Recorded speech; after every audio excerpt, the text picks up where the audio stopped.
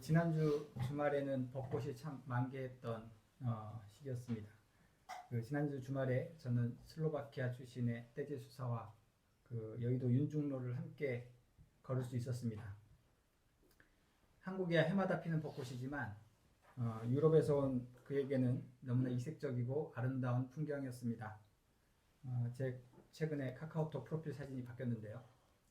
그날 수사가 찍어준 사진이 프로필 사진으로 쓰라고 해서 제가 사실 제 얼굴을 잘 공개하지 않지만 아마 보시면 그 사진이 있습니다. 봄이 되면 꽃이 피고 새 잎이 돋아납니다. 그러한 싱그러움은 사람들 마음에 생기를 돋게 하지요. 추운 겨울을 견딘 생명들이 봄의 따스한 기운을 맞이하며 인사하듯 사람들의 마음에 잔잔한 감동을 일으키곤 합니다. 저도 언젠가부터 꽃이 피면 한 번씩 들여다보곤 하는데 누군가가 그러더라고요. 꽃을 좋아하게 되면 나이가 들었다는 증거. 그래서 생각이 많아지는 대목이었습니다. 여러분은 4월은 잔인한 달이라는 말을 들어보신 적이 있을 것입니다. 이는 이제 미국 출신의 영국 시인인 엘리엇이 쓴 황무지라는 글에서 나온 내용입니다. 시의 구절은 이렇습니다. 4월은 가장 잔인한 달. 죽은 땅에서 라일락을 키워내고 추억과 욕망이 뒤섞고 잠든 뿌리를 봄비로 깨운다. 겨울이 오히려 우리를 따뜻하게 해 주었다. 망각의 눈으로 대지를 덮고 마른 뿌리로 약간의 목숨을 남겨주었다. 글만 보면 아름다운 4월을 왜 이렇게 표현했을까 궁금해지긴 합니다. 이 글은 1922년에 쓰여진 글입니다. 1차 세계대전이 끝난 후에 황폐해진 세계를 표현한 글이죠. 이렇게 생각하면 이 황무지란 전쟁으로 인해 피폐해진 세계를 떠올리게 될 것입니다.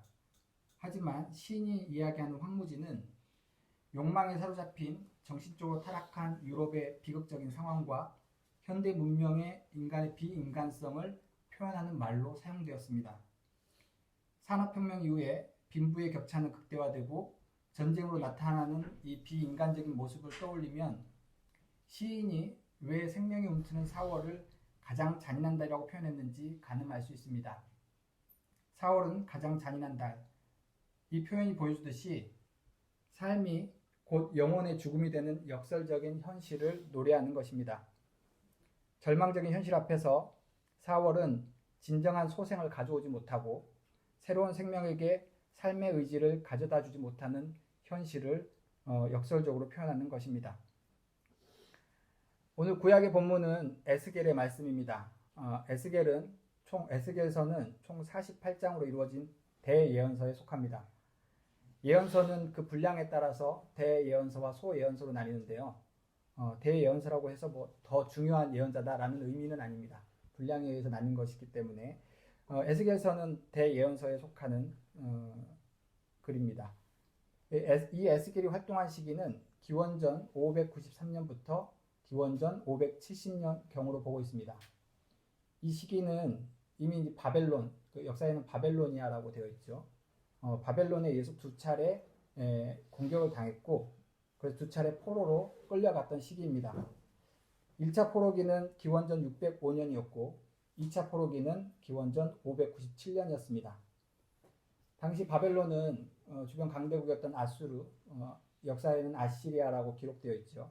아수르를 제압하고 중근동 전체의 패권을 장악하면서 성장하고 있었습니다. 이미 북이스라엘은 이 아수르에 의해서 기원전 722년에 멸망을 한 상황이었습니다. 이후 바벨론이 강국으로 부상하면서 아수르가 무너지게 되고 결국 남유다에까지 위협이 되고 있는 상황입니다. 바벨론은 아수르하고 달리 자신이 정복한 민족을 잔인하게 파괴하지 않았습니다. 바벨론은 자신의 정복지에 사는 이들이 그 땅에 머물 수 있도록 허용했습니다. 대신 그 지역의 지도자들과 엘리트 계층들을 포로로 잡아와서 그들이 바벨론에 저항하지 못하도록 했습니다. 에스겔은 이 두 번째 포로기에 당시 유대의 왕이었던 여호야김과 함께 바벨론으로 포로로 잡혀옵니다. 그렇게 5년이 지난 해에 바벨론 포로들의 거주지였던 그발 강가에서 에스겔은 환상을 경험하고 하나님의 말씀과 능력이 임하는 놀라운 체험을 하게 됩니다. 여기에서 그발 강가는 그 메소포타미아 문명이 이제 주로 이루고 있는 두 강이 있죠. 티그리스 강과 유프라테스 강입니다. 그 유프라테스 강의 주요 지류에 속합니다. 아마도 당시에 바벨론은 포로로 잡아간 유다 사람들을 그곳에 거주시키면서 유프라테스 강과 바벨론 주요 도시들을 연결하는 운하 건설에 이들을 동원했을 것으로 여겨집니다. 이러한 정황을 보면 남유다에서 지도력으로 엘리트 계층으로 살던 그들이 포로로 끌려와서 하루아침에 노동 현장에, 그것도 노동자가 아닌 노예로서 삶을 살아가는 모습을 우리가 그려볼 수 있을 것입니다. 2차 포로기를 겪은 남유다 왕국은 멸망의 코앞에 있는 풍전등화의 위기 가운데 있었습니다. 그런데도 당시 남유다 백성들 가운데는 하느님이 우리와 함께 머무시니 예루살렘은 결코 이방의 수중에 넘어가지 않는다 하면서 그들의 미래를 낙관하는 이들이 있었습니다. 그러면서도 그들은 여전히 우상을 숭배했고 이방 문화를 받아들였습니다. 그들은 남유다 지역에 남아있는 사람들은 하느님으로부터 선택받은 사람들이라고 여겼습니다. 그리고 바벨론의 포로로 잡혀간 이들은 그들의 죄에 대한 징벌을 하느님으로부터 받는 것이라고 여겼습니다. 무척 모순적이고 자의적인 해석입니다. 에스겔은 이러한 유다와 예루살렘의 완전한 멸망을 예언합니다. 에스겔은 당시 유다 사람들이 가졌던 잘못된 선민 사상을 비판함과 동시에 죄를 범하고 회개치 않는 자는 누구나 할 것 없이 멸망을 받을 것이라는 하느님의 심판을 전하고 있습니다. 하지만 남유다에 남아있는 지도자들은 이러한 경고를 신중히 살피지 않은 듯합니다. 주다스 고트라는 단어가 있는데요. 번역하면 유다 염소라고 합니다. 염소들이 되게 고집이 세어서 그 주인들의 말을 잘 따르지 않는다고 하죠. 특히 도살장에서 염소를 죽이기 위해서 몰이를 하면 이 염소들이 이리저리 피하는 탓에 상당히 곤욕을 치른다고 합니다. 이런 염소들이 갖고 있는 독특한 성질이 있는데 그게 뭐냐면 그 우두머리 되는 염소가 움직이면 그 염소를 따라 움직이는 습성이 있다고 해요. 그래서 이러한 성질을 이용해서 그 우두머리 염소를 훈련시키고 길을 들입니다. 그러면 그 염소가 다른 염소들을 이끌고 도살장으로 향하는 것이죠. 그렇게 도살장에 도착하면 우두머리 염소는 열애를 시키고 상을 줍니다. 그리고 그 뒤에 따라오는 염소들을 도살하는 것이죠. 이때 다른 염소들을 인술하는 이 우두머리 염소를 두고 주다스 고트, 유다 염소라고 부릅니다. 은어 30냥의 예술을 팔았던 유다의 이름을 붙인 표현입니다. 유다 염소는 우리에게 그릇된 지도자가 어떻게 양떼들을 파멸로 이끄는지를 보여줍니다. 에스겔 시대에 자신들은 하나님으로부터 선택받았다며 동시에 우상을 섬기고 이방 문화를 따르던 그 지도자들, 그들의 어리석음으로 인해 결국 남유다는 기원전 586년 바벨론의 3차 침략으로 멸망하게 됩니다. 예루살렘은 함락되고 그 성전도 무너지게 됩니다. 이를 내다본 에스겔의 예언이 얼마나 처절했을지 가늠할 수 있습니다. 하느님께서 보여주신 비전은 이들의 삶이 지금이라도 돌아서서 회개하기를 간절히 바라는 마음이었을 터인데 결국 유다의 백성들은 하느님의 뜻을 거역하고 자신의 뜻을 하느님의 뜻인 양 여겼던 것입니다. 그렇게 그 민족은 이방 민족에 의해 멸망하게 됩니다. 오늘 예수님은 우리에게 자신이 선한 목자라고 전하고 있습니다. 나는 선한 목자다. 선한 목자는 양을 위하여 자기 목숨을 버린다. 삭구는 목자가 아니요 양도 자기 것이 아니므로 이리가 오는 것을 보면 양들을 버리고 달아난다. 예수님은 선한 목자의 자세와 삭군의 자세를 동시에 이야기합니다. 선한 목자는 이리가 오는 것을 보면 양들을 위하여 자기 목숨을 버리는 자입니다. 삭군은 자신의 이익을 위해 양들을 돌보는 이들입니다. 그들은 자신의 이익과 결부되지 않으면 양들을 버리고 달아납니다. 그러면 이리가 양들을 물어가고 양떼를 흩어버립니다. 목자가 양들을 지키지 않으면 양들은 스스로 생존하기 위해 노력해야 합니다. 양들은 자신의 안전을 지키기 위해 다른 양들을 돌볼 겨를이 없어집니다. 이리가 나타나서 양들을 물어갈 때 양들은 그 이리가 물어가는 양이 자신이 되지 않기를 바랄 것입니다. 그 어떤 보호도 받지 못하는 양들은 살기 위해 다른 양들을 속이거나 이용할 수도 있습니다. 그러한 경쟁 속에서 결국 힘없고 소외된 양들이 이리의 먹잇감이 됩니다. 양들은 살기 위해 집단을 이루게 될 것이며 속된 말로 가장 만만한 양을 희생 제물로 삼게 됩니다. 이러한 양들의 일상은 전쟁터와 같을 것입니다. 사꾼이 돌보는 양들의 세계는 바로 이러한 모습입니다. 삶을 살아가면서 안전은 우리가 사는데 굉장히 중요한 역할을 합니다. 제가 몇몇 분들과 영적 동반이라는 걸 하고 있는데요. 이 영적 동반에는 내담자의 비밀을 유지하는 것이 무척 중요합니다. 이중 비밀을 지키라라고 요청하는데요. 이중 비밀은 우선 내담자와 이야기 나눈 내용은 그 자리 밖에서 절대 언급하지 않는다. 이게 하나이고요. 내담자가 나눈 주제는 그 내담자가 말하기 전에 결코 묻거나 말하지 않는다. 이게 두 번째입니다. 이렇게 이중으로 비밀을 지키는 이유는 이것을 통해 내담자가 그 공간이 안전하다고 여기게 하려는 것입니다. 안전한 공간이 있으면 자신의 마음을 열 수 있습니다. 그리고 그 신뢰가 깊어질 때 우리는 나조차도 모르던 나의 내면이 열리는 경험을 하게 됩니다. 이 부분이 되게 중요한데요. 나조차도 모르는 나의 내면이 열릴 때 우리는 내가 어떤 존재인지를 발견할 수 있습니다. 나의 숨겨진 나의 영혼과 연결되는 체험을 하게 됩니다. 이 체험은 하나님이 우리에게 드러나는 것과 같습니다. 우리를 창조하신 하나님께서는 자신의 흔적을 모든 피조물에게 깃들게 하셨습니다. 세상의 모든 피조물은 본래 나면서부터 가진 모습이 있습니다. 그 모습은 바로 하나님께서 보시고 아름답다고 하셨던 그 모습입니다. 세상에 아이가 태어났을 때 너무나 투명하고 순수한 영혼을 보면 우리의 마음이 맑아지는 것을 경험할 수 있습니다. 바로 그 아름다움을 간직한 모습이 발현되는 것이죠. 비록 세상을 살아가면서 때묻고 상처 입고 회피하거나 부정하면서 잃어버린 우리의 본래 모습입니다.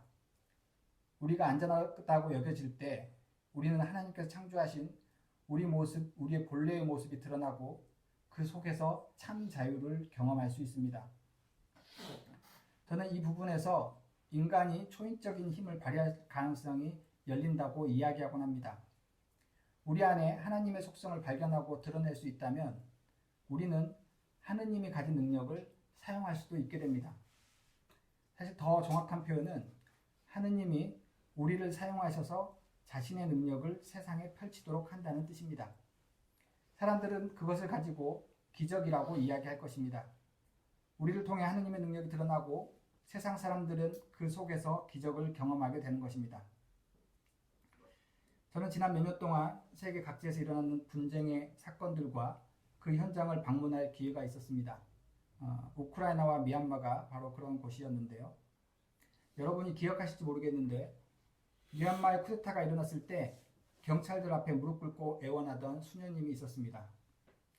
안 로즈 수녀인데 자신이 일하던 병원 근처에서 미얀마 민주주의 회복을 위한 시위가 발생했을 때 이를 진압하기 위한 경찰들의 무자비한 폭력이 자행됩니다. 이때 중무장한 경찰들 앞에서 그녀는 무릎을 꿇고 애원을 합니다.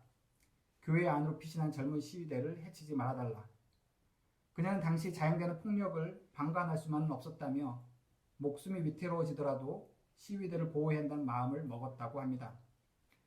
안 로즈 수녀는 경찰들에게 시위대를 향해 총을 쏘지 말고 대신 나를 쏘라고 간청합니다.